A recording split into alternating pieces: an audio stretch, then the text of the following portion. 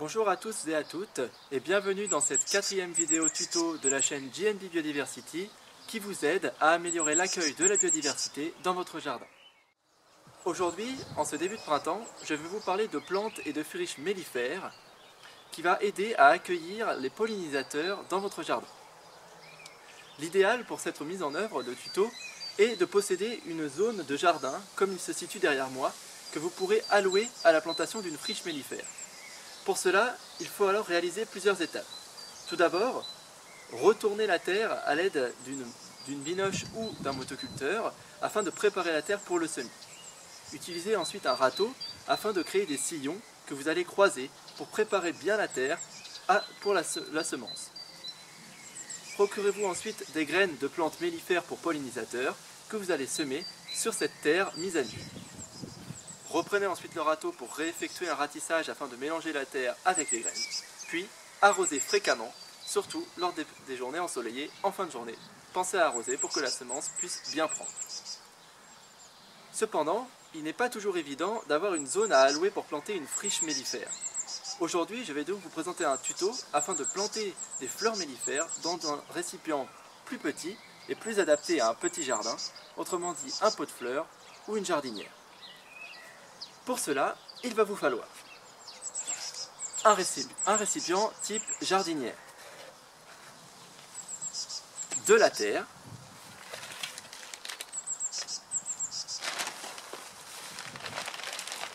du terreau, un mélange de graines de plantes mellifères pour pollinisateurs que vous pouvez vous procurer dans de nombreux magasins, notamment la plupart des grandes surfaces à des coûts relativement raisonnables. Et enfin, une petite griffette. Voilà, vous possédez tout le matériel, c'est donc parti pour le tuto. Donc pour commencer, vous allez réaliser un mélange de terreau et de terre afin de préparer un mélange vraiment adapté à la prise de la semence. Donc prenez un peu de terreau que vous mettez dans la jardinière et que vous mélangez à de la terre réelle.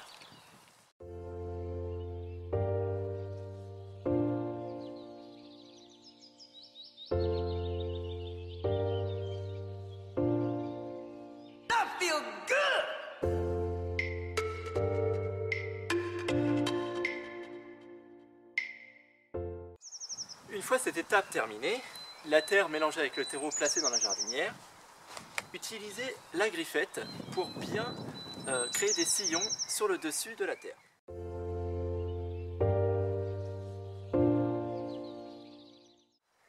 Une fois cette étape effectuée, vous prenez alors le sachet de graines de plantes mellifères que vous allez venir semer sur le dessus de la terre. Il faut savoir qu'il existe plusieurs types de plantes mellifères en magasin. Les plantes mellifères pour les coccinelles, pour les oiseaux, pour les pollinisateurs. Favorisez plutôt celles pour les pollinisateurs. Vous verrez par la suite qu'elles serviront également pour les autres insectes et pour les oiseaux.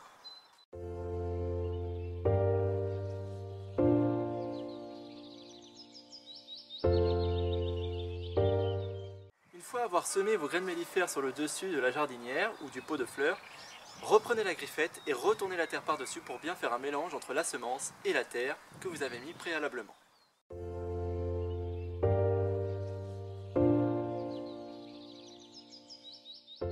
Une fois cette étape terminée, n'hésitez pas à rajouter un petit peu de mélange de terre et de terreau par-dessus pour bien recouvrir l'ensemble des graines, mais uniquement une légère couche. Une fois cette étape terminée, il ne reste plus qu'à arroser et attendre que la semence lève. Maintenant, je vais vous expliquer à quoi sert une friche mellifère et pourquoi elle aide à accueillir les pollinisateurs. En effet, dans cette semence de graines, plusieurs types de fleurs sauvages, plusieurs types de graines de fleurs sauvages ont été mélangées. Cela permet d'avoir une floraison avec des fleurs qui ont beaucoup de nectar et beaucoup de pollen, qui vont attirer les différents pollinisateurs, tels que les abeilles, les différentes espèces de papillons et tout autre pollinisateur sauvage. Dans une jardinière ou un pot de fleurs, cette plantation va uniquement aider à accueillir ces pollinisateurs, mais qui est déjà un gros avantage pour la biodiversité. Pour une parcelle allouée à la plantation d'une friche beaucoup plus grande, il va y avoir beaucoup plus d'avantages. Effectivement, le fait de planter une friche mellifère sur une surface plutôt grande et à même la terre comme ici, Cela va permettre d'une part d'attirer des pollinisateurs tels que les papillons et les abeilles, tout comme dans la jardinière, mais de plus, elle va attirer également un grand nombre d'espèces d'insectes qui vivent et se nourrissent de ces friches mellifères. Ces insectes vont alors attirer toute une chaîne alimentaire. Les plantes servent de base alimentaire aux insectes, les insectes attirent les prédateurs tels que des petits prédateurs comme les araignées, les menthes religieuses, puis des prédateurs un peu plus gros, les surprédateurs comme les hérissons, les oiseaux. Et vous allez donc favoriser et créer une zone de refuge et d'alimentation pour toute une chaîne alimentaire de la faune sauvage, des jardins et des parcs. Voilà, c'est sur cette explication que se termine ce 4e tuto. J'espère qu'il vous aura plu. N'hésitez pas à commenter, à poser vos questions, à donner vos commentaires. Je les lirai tous et répondrai dans la limite de mes compétences. N'hésitez pas non plus à aller liker ma page Facebook JNB Biodiversity. Et je vous remercie surtout d'avoir regardé cette vidéo jusqu'au bout.